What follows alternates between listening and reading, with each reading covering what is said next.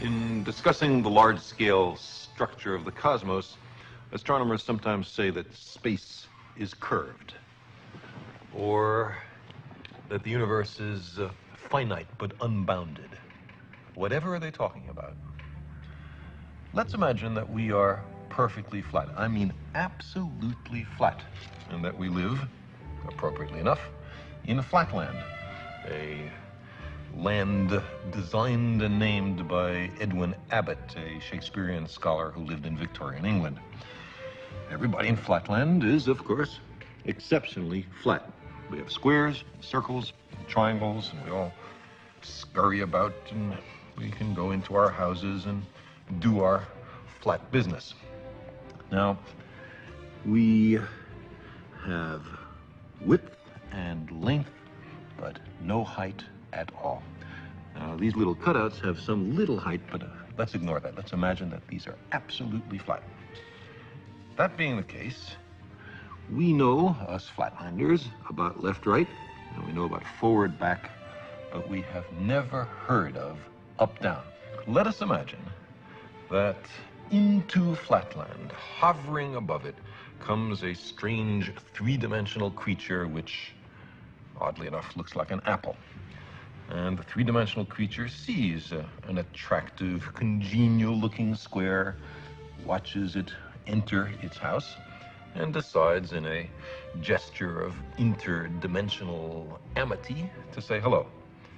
"Hello," says the three-dimensional creature. "How are you? I am a visitor from the third dimension." Well, the poor square looks around his closed house, sees no one there, and what's more, has witnessed a greeting coming from his insides, a voice from within. He surely is getting a little worried about his sanity.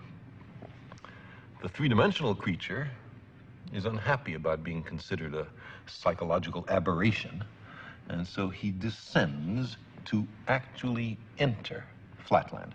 Now, a three-dimensional creature exists in flatland only partially. Only a plane, a cross-section through him can be seen. So when the three-dimensional creature first reaches flatland, it's only the points of contact which can be seen, and we'll represent that by stamping the apple in this ink pad and placing that image in flatland. And as the apple were to descend through, slither by flatland, we would progressively see higher and higher slices, which we can represent by cutting the apple. So the square, as time goes on, sees a set of objects mysteriously appear from nowhere and inside a closed room and change their shape dramatically. His only conclusion could be that he's gone bonkers. Well, the apple might be a little annoyed at this conclusion, and so, not such a friendly gesture from dimension to dimension, makes a contact with the square from below and sends our flat creature fluttering and spinning above flatland. At first, the square has no idea what's happening. He's terribly confused. This is utterly outside his experience. But after a while, he comes to realize that he is seeing inside closed rooms in flatland. He is looking inside his fellow flat creatures. He is seeing flatland from a perspective no one has ever seen it before to his knowledge. Getting into another dimension provides as an incidental benefit a kind of X-ray vision.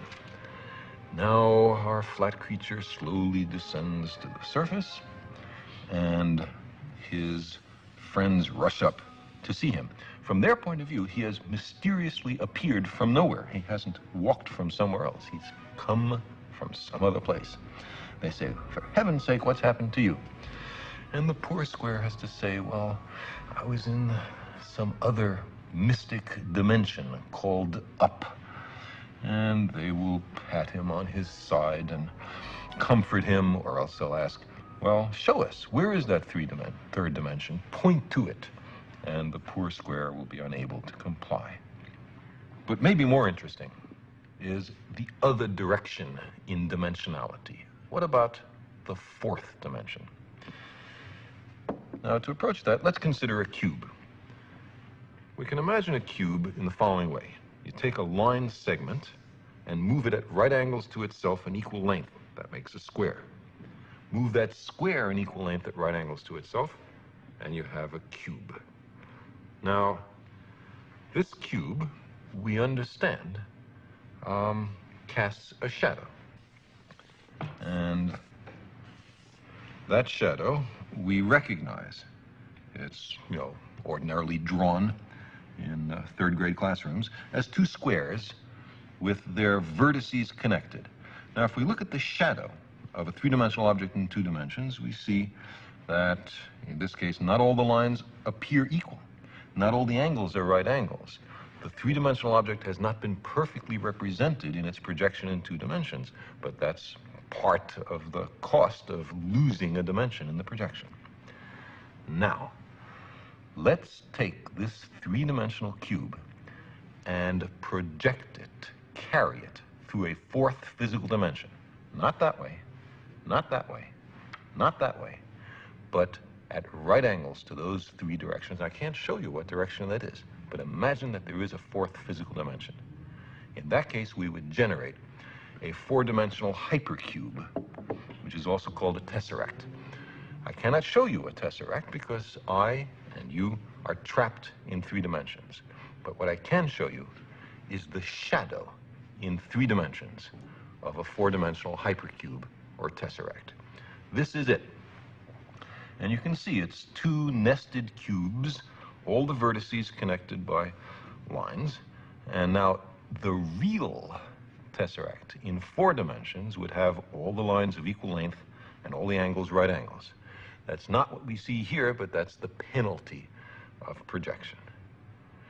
So you see, while we cannot imagine the world of 4 dimensions, we can certainly think about it perfectly well.